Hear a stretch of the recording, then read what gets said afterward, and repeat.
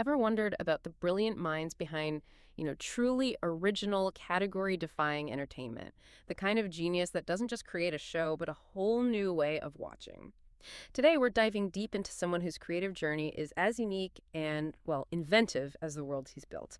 We're talking about Joel Hodgson, a name that for many of us is just synonymous with innovation, cult classics, and a very particular, often surreal brand of humor. He's the visionary behind one of Time Magazine's top 100 television shows of all time, right?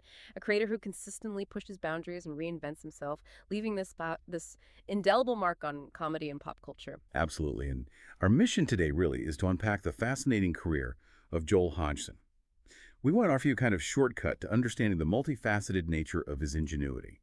We'll trace his path from, believe it or not, a magician ventriloquist in the heart of Wisconsin, through his stand-up comedy days, to becoming a television pioneer and, I think, a master of creative reinvention.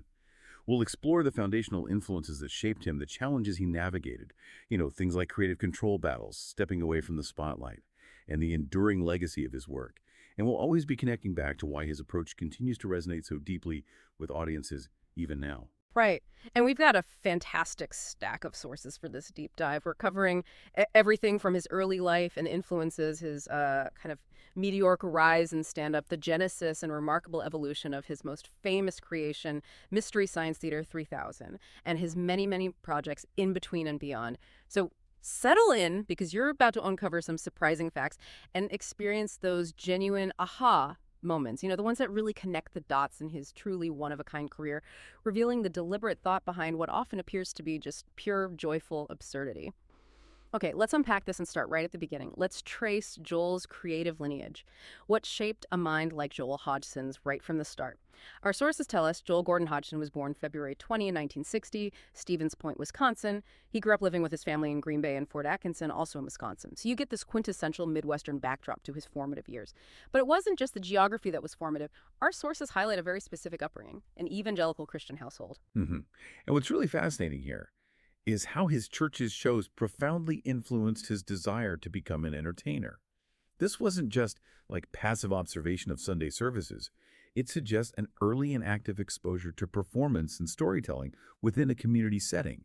Think about the nature of these shows. They were often, elaborate productions with costumes, sets, a clear narrative purpose, all designed to engage and connect with an audience, conveying a message with both sincerity and often a touch of accessible humor.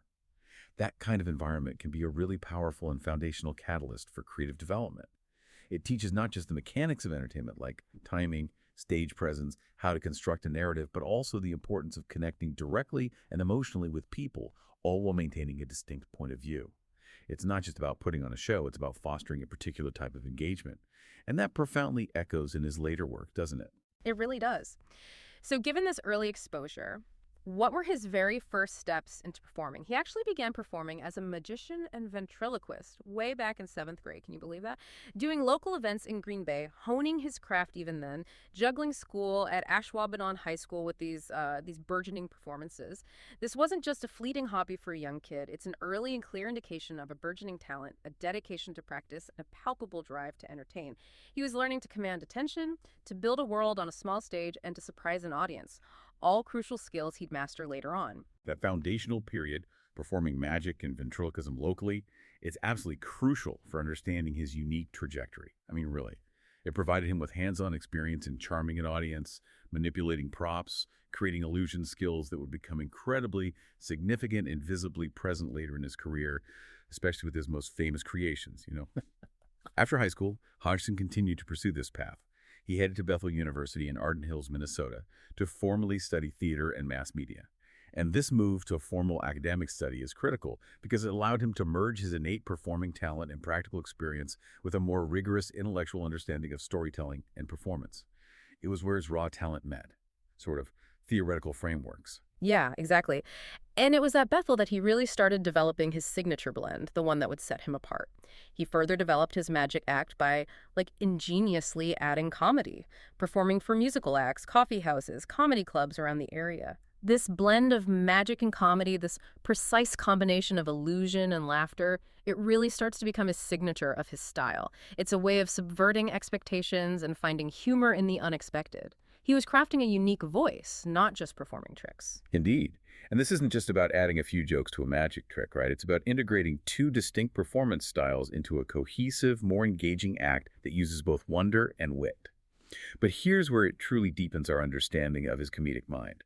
Our sources cite a theater of the absurd class at Bethel, taught by a Dr. David Horn, for helping him, quote, crystallize the meaning of his comedy. Now, if we connect this to the bigger picture, understanding the deeper philosophical underpinnings of his humor, especially through the intellectual lens of absurdism, it really explains the unique, often surreal tone and the intellectual underpinnings of his later work. Okay, like how? Can you give an example? Sure. For instance, the very premise of Mystery Science Theater 3000, right? Being trapped in space, forced to watch bad movies by an evil scientist. A seemingly meaningless and inescapable situation that's inherently absurd. But rather than just lamenting it, Joel's characters, and by extension the show's humor, they embrace the ridiculousness. They transform a passive, torturous experience into active, critical, and shared comedic engagement. It's a comedic response to a meaningless situation, a very absurdist perspective that finds joy and connection in the face of the nonsensical. Ah, okay. I see that now. Yeah, this framework allowed him to create humor that wasn't just slapstick, but derived from an intelligent, often philosophical, confrontation with the mundane and the ridiculous. This isn't just a series of disconnected jokes. There's an intentional philosophical approach, a way of looking at the inherent ridiculousness of existence that just permeates his creations. And his talent, this unique blend of magic, ventriloquism, and that absurdist comedy, it was clearly recognized early on. He won the Campus Comedy Contest in 1981, and then the first annual Twin Cities Comedy Invitational in 1982. These weren't just local accolades. They were clear indicators that he was gaining significant recognition and had a unique appeal that resonated far beyond just a university setting. He was definitely ready for a bigger stage. Absolutely. Those early contest wins were critical validation. They signaled that he had something truly special and, frankly, marketable. By November 1982, at the remarkably young age of 22, he made that pivotal move to Los Angeles, a clear, ambitious step toward the professional comedy circuit. He quickly became a regular performer at iconic venues like the Comedy Store in West Hollywood, a legendary proving ground, the Magic Castle in Hollywood, nodding to his magic roots, and the Comedy and Magic Club in Hermosa Beach. These weren't just any stages. These were the competitive proving grounds for top comedic talent, where careers were forged and where you really had to sink or swim, performing nightly alongside the best in the business. And talk about a big break. His talent didn't go unnoticed for long. He was spotted by Late Night with David Letterman producer Barry Sand at the Comedy and Magic Club. Right, Barry Sand. Leading to his network television debut just 3 months later. That's an incredibly rapid ascent, isn't it? It's lightning fast. From local clubs to national television. He then made 4 other appearances on Letterman, becoming a recurring favorite, and 4 on Saturday Night Live as a guest act, showcasing his unique blend of magic and comedy. And not only that, he was featured on HBO's 8th annual Young Comedians special, sharing the stage with names that would soon become household legends, people like Bill Maher, Paula Poundstone, and the beloved John Candy. Yeah, that HBO special was a huge deal. This early and rapid success on such major national platforms, Letterman, SNL, HBO, it unequivocally shows his immense talent and unique appeal. He was quickly recognized as a rising star, showcasing his ability to connect with a broad national audience almost immediately. Which makes you wonder, what exactly makes a comedian stand out enough to catch the discerning eye of a Letterman producer in such a crowded and fiercely competitive field? Good question. Well, his distinctive blend of magic, ventriloquism, and that specific brand of absurd comedy, honed in those early Wisconsin days and refined at Bethel, it certainly set him apart from the pack. He wasn't just another stand-up telling jokes. He was performing an integrated, multifaceted act, a kind of theatrical experience infused with an intelligent, unique humor. He continued working at the Comedy Store while also touring cities across the country, San Jose, San Francisco, Detroit, Kansas City, Minneapolis. He was really on a roll, seemingly on the fast track to mainstream stardom. But then, in 1985, after such a meteoric rise, Joel made a truly surprising decision. He left stand-up. Citing a need for a creative sabbatical, he moved back to Minneapolis. Oh, a real curveball. A true creative, always following his muse, even if it meant stepping away from what looked like surefire success. So after this really meteoric rise in the stand-up comedy world, Joel makes this, well, pretty surprising move. In 1985, he steps away from the national spotlight for what he called a creative sabbatical.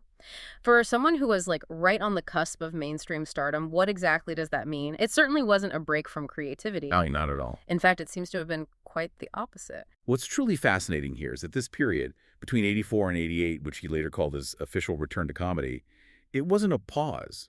It was more like a profound incubation period. He didn't just sit still or disappear. He actively diversified his skills in ways that would become foundational for his later work. During this time, he engaged in this incredibly diverse array of creative pursuits. He built and sold sculptures, which showcases a real hands-on artistic sensibility. He worked at a t-shirt factory, understanding practical production. He designed toys, which speaks directly to his inventive and playful nature. And crucially, he began designing and building props, including those iconic robots, for other comedians. Wow. So building robots for other people even then? Exactly. These diverse activities, they directly speak to his innate inventiveness and hands-on creativity. It demonstrates a deep curiosity that extended far beyond just performing. It was about bringing ideas into tangible physical form. This period of exploration cultivated his unique ability to merge physical craftsmanship with a very specific comedic vision. It fostered skills that would become absolutely essential for his future endeavors. He wasn't waiting for the perfect role. He was basically building the foundation for what was to come, brick by creative brick, piece by ingenious piece. And this wasn't just a period of personal skill development and isolation. He was still making waves in the industry, even off the stand-up stage. He even co-wrote an HBO special with none other than Jerry Seinfeld in 1986. That speaks volumes about the continued respect for his writing talent. Huge deal, yeah. And here's another intriguing what-if moment. He was actually considered for the role of Woody Boyd in Cheers. No kidding, Woody. Yeah, which of course went on to become this massive hit and a role that could have drastically altered his career path. These opportunities, even off the stand-up stage, clearly show that his comedic writing talent and his acting potential were still recognized and valued by major industry players.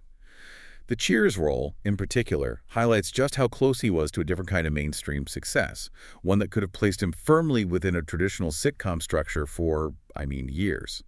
This makes you wonder, how did these almost moments shape a creative's path? And maybe even fuel a determination to forge their own unique way rather than fitting into pre-existing molds. Yeah, that's a great point. It suggests a strong internal compass guiding his artistic journey, prioritizing the creation of his vision over simply being a part of someone else's. Which brings us right to a pivotal meeting and the turning point where everything started to coalesce. In 1987, Hodgson met Jim Mallon, who then became a production manager at St. Paul UHF station KTMA Channel 23 in 1988. And here's another choice that profoundly defines his path and vision. Hodgson was the first choice for Philo in the Weird Al Yankovic film UHF. Right, Philo. The nerdy inventor guy. Exactly. And for those unfamiliar, UHF refers to the ultra-high-frequency broadcast band, often home to smaller, independent local TV stations. But by the time of filming in 1988, he had already begun production of a new form of television program for KTMA. He turned down a movie role, a potential mainstream acting gig, to pursue this new, unproven idea. That's real conviction. That decision to prioritize his nascent project over a role in a Weird Al film, which was, gaining significant traction at the time, it just underscores his unwavering commitment to his own unique vision and entrepreneurial spirit. If we connect this to the bigger picture, this period demonstrates how seemingly disparate skills, prop building, toy design, a deep understanding of absurd comedy, and a hands-on inventive sensibility all coalesced into what would become a truly groundbreaking television format. The fact that he was so dedicated to this new show, even before it was fully realized or had a guaranteed future, is a testament to his belief in the concept and his ability to see it through. This makes us consider, how does having diverse practical skills, particularly the ability to build and create physical objects, enable a creator to bypass traditional production hurdles and bring novel ideas to life? Ideas that might otherwise seem impossible within conventional studio systems. Right. He didn't wait for permission. Exactly. He wasn't waiting for someone else to make his vision happen. He was building it himself, from the ground up, literally with his own hands. And this brings us right to the creation of something truly groundbreaking, a cultural touchstone. Building on his incredible gift for designing toys and gizmos, all those skills from his sabbatical, Joel built 3 robot puppets and created Mystery Science Theater 3000, or MST3K, in 1988. From the workshop floor to the screen, his creative sabbatical was clearly foundational. It allowed him to integrate his diverse talents into a single, cohesive, and utterly original entertainment experience. Here's where it gets really interesting, as MST3K launches in 1988. Joel isn't just the creator. He stars as the show's long-suffering but inventive protagonist, Joel Robinson, who, in the backstory, is actually responsible for creating his own beloved robot companions. Tom Servo, Crow-T Robot, and Gypsy. It's such a simple yet brilliant premise, a man and his robots forced to watch bad movies in space, providing commentary. This core concept of a lone human creating intelligent, sentient robot companions who then become his only family in isolation, it's absolutely central to the show's charm and its core narrative. It's a beautifully crafted isolation story that provides both humor and, well, a surprising amount of heart. Hodgson himself has cited the 1972 science fiction film Silent Running as a direct influence for the premise. Silent Running, okay. Yeah, which famously featured a lone human caretaker named Freeman Lowell, isolated in space aboard a greenhouse-carrying spaceship with only 3 robot drones, Huey, Dewey, and Louie, for companionship. This direct influence directly informs the isolated setting of MST3K's Satellite of Love and the deep, often hilarious bond between Joel Robinson and his bots. It gives the absurd premise of forced movie watching a surprisingly poignant anchor. It transforms what could be a sterile concept into a relatable human and robot experience of coping with a ridiculous situation. A sci-fi film about environmental preservation as an influence for a comedy show about watching bad movies. That's just classic Joel Hodgson, isn't it? That unexpected connection. It's that blend of high-concept sci-fi and lowbrow humor, intellectual underpinnings, and pure silliness that really defines his genius and makes his work so enduringly unique. Precisely. And the trajectory of the show's early life is just as remarkable. It highlights its immediate and undeniable appeal. MST3K originally aired on KTMA TV, that local UHF station in St. Paul, Minnesota, which, by virtue of being a smaller independent station, often allowed for more experimental and grassroots programming. Right, more freedom there. Exactly. But it quickly leaped to national prominence. It became one of the first 2 shows picked up by the Comedy Channel, the forerunner of Comedy Central, upon its launch in 1989.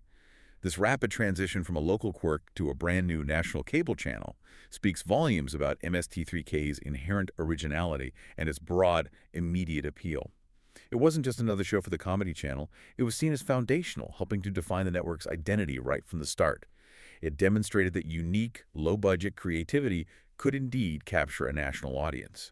And the fact that he also created and wrote Higgins, Boys and Gruber, another sketch comedy program for the same network at the same time. Wow, I didn't know that. Yeah. It highlights his prolific output and the creative trust that the network placed in him as a comedic powerhouse at that time. So what does this all mean for the show's early impact? I mean, MST3K went from a local quirk to a national phenomenon almost overnight. It cemented its place in television history and really paved the way for a whole new genre of media commentary and interactive viewing experiences. It didn't just entertain. It taught an entire generation how to watch and critique films in a new, shared, and humorous way. It invited the audience to become part of the commentary themselves. I'm curious, do you think this rapid scaling from a local UHF station to a national cable network, was that a unique phenomenon for its time? Or did MST3K simply hit the right moment with its ingenious concept? That's an excellent question. I'd say it was a confluence of both, really, a kind of perfect storm of timing and ingenious concept. The idea of shared comedic critique, or riffing, was undeniably ingenious and universal. It allowed people to feel part of a collective communal experience. Right? Totally. But it also landed squarely in the fertile ground of cable television's expansion, particularly the Comedy Channel, which was actively seeking distinctive, identity-defining content. Content that would stand out from the broadcast networks. MST3K's quirky, grassroots charm perfectly fit that niche. It demonstrated that a show could scale without losing its unique, homemade voice. It created a template for how a grassroots, inventive show could capture the imagination of an audience and then be scaled up to a national level without losing its unique charm. Makes sense. But as the show grew, Joel's personal role within it would, surprisingly, undergo a significant change, leading to one of the most talked-about moments in the show's history. Right. In 1993, after 107 episodes, Joel Hodgson made a decision that surprised and frankly even saddened many fans at the time. He left MST3K after the episode titled Mitchell. It was a sudden and unexpected shift for a show that relied so heavily on his presence as the central human character. Fans were left wondering why their beloved host, the creator himself, would depart from what seemed like his perfect creative vehicle. Yeah, it was a shock. And his departure was quite ingeniously scripted directly into the episode itself. It provided a narrative explanation for the character's exit and allowed for a, well, pretty seamless transition for the audience. In a memorable scene, the robot gypsy mistakenly believed Joel's captors, Dr. Clayton Forrester and TV's Frank, were plotting to kill him. In an act of misguided loyalty and protection, she ejected Joel from the satellite of love in an escape pod, sending him back to Earth. I remember that. Yeah. This provided narrative closure for Joel Robinson, the character, while allowing for the show to continue without skipping a beat. Michael J. Nelson, one of the show's writers, then replaced Hodgson as host for the remainder of the series' original run, stepping into very big shoes indeed. Initially, contemporary interviews suggested a pretty straightforward reason for his departure. Joel stated he was uncomfortable with acting and being in front of the camera, preferring to work behind the scenes in creation and production. It seemed like a natural move for someone who described himself as a maybe reluctant performer. Right. But later interviews shed much more light on the complex, multi-layered reasons behind this pivotal decision. They revealed a deeper personal and creative struggle. In 1999, he revealed a more significant truth, stating that he and producer Jim Mallon had been, quote, fighting over creative control of MST3K. Ah, okay. The classic creative differences. Exactly. It's an unfortunately common challenge in many creative partnerships, particularly when a project grows from a small, local endeavor into something much larger, with increased stakes and different visions for its future. He then explicitly stated that his departure, despite the personal cost and the appearance of not having other plans, allowed the show to continue without the internal conflict that was brewing behind the scenes. It also gave him the opportunity to focus on his preferred work, creation and production rather than performing, which he admitted he did, only reluctantly. So it sounds like a very intentional choice to prioritize the health and integrity of the project and his own creative fulfillment over his personal screen presence. It really does. And this raises an important question for any creative individual. Is creative control and the integrity of your vision more important than screen time or personal visibility? His decision unequivocally underscores his primary identity as a creator and a builder, someone who values the pure act of creation and the overall quality of the project above being the face of it. But what's truly fascinating here, and adds immense emotional depth to his story, is his reflection in 2008, years later. He openly admitted that leaving MST3K was a bit of a personal tragedy. Oh, a personal tragedy. Yeah. He confessed that he had created the appearance to the press that I had other plans, but I didn't. It was all to keep MST3K alive. He also profoundly felt his run on MST3K was the perfect job, revealing a profound and bittersweet personal connection to the show he had conceived and nurtured. That's such a poignant detail, isn't it? To say it was a personal tragedy and that he had created the appearance of other plans just to keep the show going. It really highlights the depth of his commitment, not just to his creation, but to its continued existence, even at his own emotional expense. It wasn't about him, it was about the show. It truly does. This nuanced perspective reveals the significant emotional toll of such a decision. The conflict with Mallon, as further elaborated in a separate 2008 interview, was clearly a key driver. He felt that the ongoing friction and disagreements over the show's direction could jeopardize the show and make it not a fun show to work on for everyone involved, potentially damaging the unique collaborative environment that made MST3K so special. He explicitly stated he believed leaving was the best thing at the time to preserve the show's integrity, its unique creative environment, and its ability to continue thriving for the fans. This speaks to a deeper commitment to the creative project itself, a willingness to sacrifice personal ambition or ego for the greater good of the work and the team. It demonstrates a profound sense of stewardship over his creation, prioritizing its survival and quality above all else. So Joel's departure was not just an ending to a chapter, but a pivotal, almost sacrificial moment.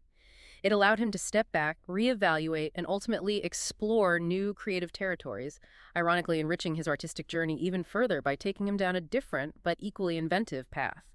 After his impactful and personally complex departure from MST3K, Joel didn't sit still for a moment. Not at all. He immediately embarked on a fascinating series of new projects, really showcasing his incredible versatility and his restless creative spirit.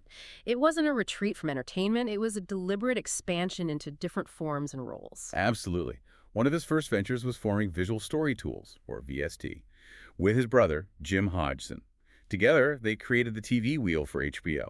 Joel produced and hosted it, This was an incredibly forward-thinking, interactive sketch comedy program, an idea that was genuinely ahead of its time, pushing the boundaries of television engagement in a way that maybe viewers wouldn't fully grasp until the age of widespread internet and streaming. Interactive TV back then, wow. Yeah. It aimed to allow viewers to influence the direction of the comedy, an ambitious concept for network TV in the mid-90s. It aired only once, on Comedy Central actually, after the last new Comedy Central episode of MST3K, which is a testament to its experimental nature and perhaps the broadcast world not quite being ready for such innovative interactivity yet. What's also fascinating here is that Joel and his brother Jim maintained a side project called Jolly Filter, which involved repurposing movie footage with digital effects. Oh, like remixes. Exactly. That sounds remarkably like a precursor to much of today's meme culture, digital remixes, even deepfake technology, doesn't it? Long before these concepts were commonplace, they were already exploring manipulating media for creative and comedic purposes. That's so true. It perfectly illustrates how he was always thinking ahead, looking for new ways to manipulate and interact with media for comedic effect. And his post-MST3K work also included significant writing contributions to a variety of shows and projects. It demonstrated his continued strength as a sharp joke craftsman and comedic mind across different genres. He wrote for the animated show Trashed, the Disney sequel Honey, We Shrunk Ourselves, the hugely popular trivia video game You Don't Know, Jack. Love that game. Me too. The late-night talk show Jimmy Kimmel Live, and the educational series Everything You Need to Know. These diverse writing gigs highlight his adaptability and his ability to craft humor for vastly different formats and audiences, from family films to late-night quips to interactive game design. But he also made a memorable return to acting in a recurring role. In 1999, he played this uniquely quirky character, a disco-loving clothing store salesman and DJ. Oh yeah, on Freaks and Geeks? Exactly. On the critically acclaimed television show Freaks and Geeks. It was such a specific offbeat role that perfectly fit his distinctive, understated comedic persona and showcased his ability to bring a memorable character to life, even in a supporting capacity. He really has such a unique presence, even in smaller roles. What's particularly fascinating here are some of his truly unique creative contributions that show the breadth of his influence and how he continued to integrate his early passions. He was even the cover story in the November 1996 issue of Genie magazine. Genie. The Magic Magazine. Yeah, which is a highly respected publication for magicians. This brings him right back to his early magic roots and shows that he remained deeply respected within that community long after his stand-up days. That's a deep cut for fans of his original stage work. It absolutely connects those early dots to his later career. It demonstrates a continuous thread of interest in illusion and performance. And his influence extended into the animated world, too, impacting a new wave of meta-comedy. In 1995, he wrote a Season 2 episode of Space Ghost Coast to Coast titled Urges. Oh, Space Ghost. Perfect fit. Totally. An iconic adult swim show known for its surreal humor and deconstruction of the talk show format, which perfectly matched his metacomedic style. Then, the following year, Hodgson himself was interviewed in a Space Ghost episode titled $20.01, which famously parodied both MST3K, with its space isolation and commentary, and Stanley Kubrick's 2001. A Space Odyssey. These examples truly show his influence extending to other animated and metacomedic shows, demonstrating his direct impact on a whole new wave of creators experimenting with breaking the fourth wall and playing with media conventions. And his voice became an instrument in itself for these projects. He lent his distinctive voice to Blackbeard the Pirate in the Radio Adventures of Dr. Floyd, a popular audio drama, and helmed his self-created puppet Dumpster Diver Dan for Frank Conniff's monthly comedy review, Cartoon Dump, again showcasing his puppet building and performing skills. And if that wasn't enough, he even starred in the sci-fi computer game Dark Star, the interactive movie as Scythe Commander Kane Cooper, an ambitious full-motion video game. Oh, wow, FMV. Yeah. His resume is just incredibly diverse, reflecting a relentless curiosity and willingness to jump into any creative medium. It truly is. Yeah. Which raises an important question. How does a creator maintain their unique voice and artistic integrity while working on such a diverse array of projects across so many different media platforms? From animated shows to video games to puppet theater. It suggests a strong core comedic philosophy and a flexible creative approach that is remarkably adaptable. He isn't just a writer or an actor. He's an inventive force who finds a way to infuse his unique sensibility, that blend of wit, absurdity, and imaginative craftsmanship, into whatever project he undertakes. His ability to adapt his signature style across these varied formats is a testament to the strength and originality of that core vision. But despite all these varied endeavors, the call of movie riffing, his most famous invention and the format he helped pioneer, it would soon bring him back to his original collaborators and the specific type of shared comedic experience that defined him. The satellite of love in spirit was never really far away, was it? Not at all. It felt inevitable somehow. Okay, let's unpack this next chapter, which brings Joel full circle, really, to his most beloved creation. After years of diverse projects, Joel announced in 2007 that he was starting a new show with the familiar, beloved premise of riffing on bad movies. It was called Cinematic Titanic. This wasn't just a new show. It was a significant reunion of familiar voices. This was a truly significant reunion for fans, bringing together several fellow MST3K alumni, including Trace Bewley, Crow, Dr. Forrester, exactly, J. Elvis Weinstein, Tom Servo, Dr. Ariap, Frank Conniff, TV's Frank, and Mary Jo Pell. The whole gang, basically, Mm-hmm. or a big chunk of it. This demonstrates not only the enduring appeal of the riffing format itself, but also the strong creative bonds formed within the original MST3K team. It proved that the magic was in the collaboration as much as the concept. They didn't just record it, they performed live across the country, produced content for DVDs, and made it available via direct download.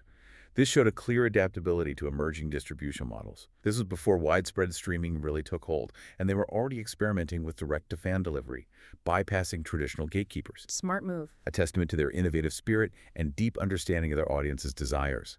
And Joel wasn't just directing this new venture. He was also directly engaging with his audience on a personal level. He toured a one-man show called Riffing Myself from 2012, detailing his life and career through slides, video, live interaction, giving fans a deeper, often introspective look into his creative process and personal journey. That was before Cinematic Titanic completed its final tour on December 30, 2013. He really connected directly with the audience on a much more intimate, biographical level there. That direct interaction with fans through Riffing Myself is key. It shows a creator who is constantly engaging with his audience, sharing his journey and evolving his relationship with them, turning his own life into a comedic narrative, essentially. But what's truly fascinating here, and perhaps one of the most significant developments in his career, is the unprecedented power of fan engagement to resurrect a beloved property entirely. On November 10, 2015, Hodgson launched a Kickstarter campaign to bring back MST3K for another season. The Kickstarter, I remember the buzz around that. Huge buzz. It closed with over $6.3 million in funding, including add-on rewards. That allowed him to produce 14 brand new episodes. This wasn't just successful, it was a monumental achievement that demonstrated just how dedicated and passionately loyal the fan base was for its return. It completely reshaped the possibilities for how beloved niche entertainment properties could find new life through direct audience support. And the project came to fruition, much to the delight of millions of fans. The new series was released on Netflix as Mystery Science Theater 3000, The Return, in April 2017. It starred comedian Jonah Ray as the new host, Jonah Heston, alongside the familiar original co-star robots Tom Servo, Crow, and Gypsy, continuing the tradition much like when Joel himself hosted. And for eagle-eyed fans of the original, Joel himself made a cameo appearance as Artie, hidden under a hazmat suit. Right, Artie. A fun, subtle nod to his past and a way to signal his involvement without taking center stage. The series was met with mainly positive reviews, a testament to the enduring quality of the concept and its execution under new leadership. It proves that the format was robust enough to welcome a new human host. It also featured a nationwide live tour, MST3K Live Watch Out for Snakes tour, which brought the experience directly to fans. Significantly, Hodgson was present for each show, marking his first time hosting in several years and his first time hosting alongside Jonah Ray.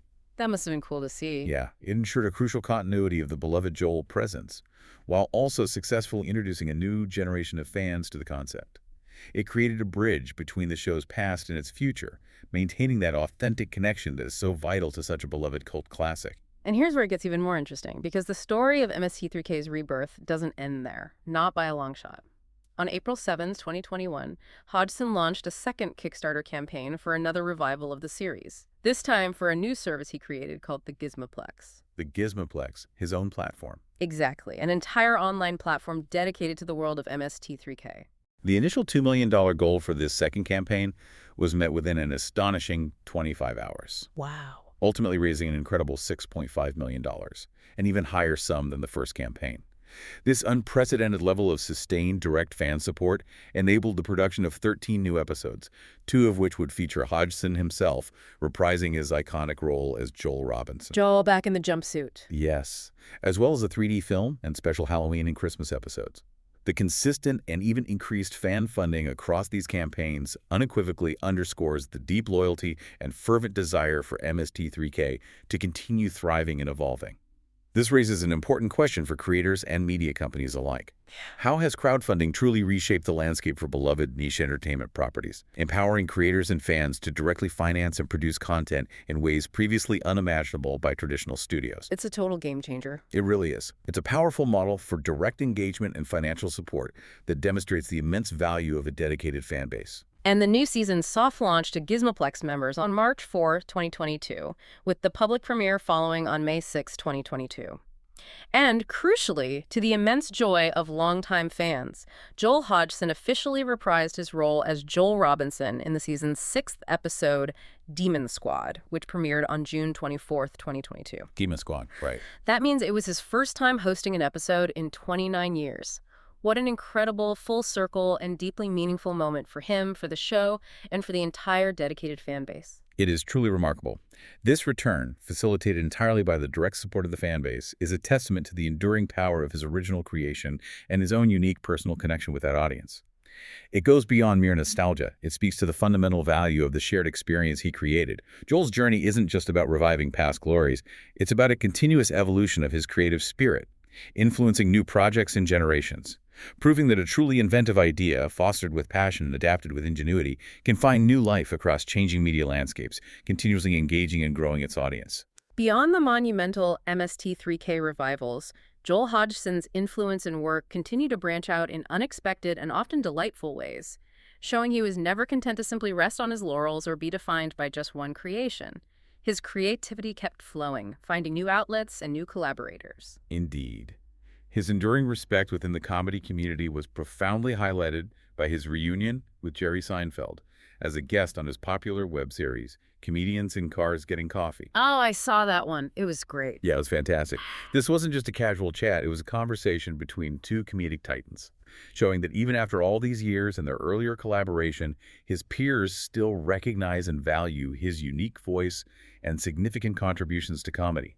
They see him as a genuine innovator. And for fans, there were more surprise appearances that delighted them. In 2013, he reprised his role as Joel Robinson for a brief, perfectly placed cameo in 2 episodes of Arrested Development's critically acclaimed 4th season. Yes. Alongside Trace Bewley, who also returned as Crow T. Robot, it was a subtle, perfectly executed, and deeply appreciated nod to MST3K that fans absolutely adored, showing how ingrained his creations are in the pop culture consciousness. What's truly fascinating here, and speaks volumes about his impact across generations and media, is his work on the Cartoon Network animated series Steven Universe.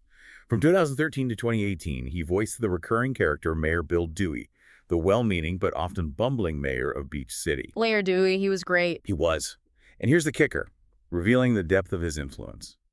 Creator Rebecca Sugar, a lifelong fan of Mystery Science Theater 3000, personally cast Hodgson in the role. No way. That's amazing. Isn't it? This is a direct, undeniable testament to his profound influence on a new generation of creators, showing how his work shaped the artistic landscape and inspired those who grew up watching him. It's a clear, beautiful line of inspiration, from Joel's original vision to a modern animated classic. That's incredible to have a creator who grew up watching your show then personally invite you to be part of their own creation. It really solidifies his legacy. And the homages continued. He also appeared in the Paul Feig-produced space comedy Other Space in 2015 as Zalian Fletcher. Other Space, yeah. Reuniting once again with Trace Bewley, who played his robot pal Art. That was a clear, loving homage to MST3K, directly recreating the human and robot in space dynamic that he pioneered. If we connect this to the bigger picture, these diverse roles and appearances, whether live-action, animated, or web-based, they demonstrate how Joel Hodgson's creative spirit and persona seamlessly integrate into modern media, continually finding new relevance. His distinctive voice, his comedic timing, and his underlying thoughtful, absurdist approach to humor are clearly valued across all these platforms. He doesn't just fit in. He elevates the material, bringing his unique brand of cleverness and heart to every project. So what does all this mean for his enduring legacy? Joel Hodgson is more than just the creator of MST3K. He's a perpetual inventor, a master of creative adaptation, constantly exploring new ways to entertain, whether it's through hands-on puppetry, incisive writing, quirky acting, or fostering fan-driven revivals that literally fund the next chapter. He's a true visionary of shared interactive comedy. Absolutely. And this raises an important question for all of us, particularly those who seek to innovate and build. In an era of constant information overload and fleeting trends, what makes a creative vision like Joel Hodgson's not only endure, but actually thrive and continue to inspire new generations of creators and audiences? Perhaps it's the fundamental joy of shared experience, the playful critique that invites participation, and the imaginative companionship he offers that resonates so deeply with the learner in all of us, reminding us that even the most obscure or bad content can be transformed into something truly special and enduring when shared with others in the spirit of intelligent humor and camaraderie. We've taken a fascinating journey through the inventive and often surprising career of Joel Hodgson. From his early performances as a magician in Wisconsin to creating television history with Mystery Science Theater 3000, navigating complex creative challenges, and then orchestrating ambitious fan-funded revivals that continue to this day. What stands out to you from this deep dive into his remarkable creative evolution and the principles that guided it? Well, we've seen how his early influences, his willingness to take that creative sabbatical to explore diverse skills, and his profound decision to step away from the limelight to preserve his artistic vision, all contributed to a truly unique and enduring legacy. His story reminds us that the path of creativity isn't always a straight line, right? It's often a winding journey of exploration, collaboration, and constant reinvention. He's an exceptional example of how true innovation can find new forms and new audiences across decades, driven by a consistent, deeply personal creative philosophy. For our provocative thought today, consider this. Joel Hodgson's career is really a masterclass in adapting a core creative concept, that joy of shared critique and imaginative companionship across decades and evolving media landscapes. He's continually found ways to bring his unique vision to life, whether through local TV, national cable, streaming giants like Netflix, or his very own fan-supported streaming platform, the Gizmoplex. So what enduring ideas or passions do you have that could be reimagined for new audiences or new platforms, much like Joel has continually done with Mystery Science Theater 3000?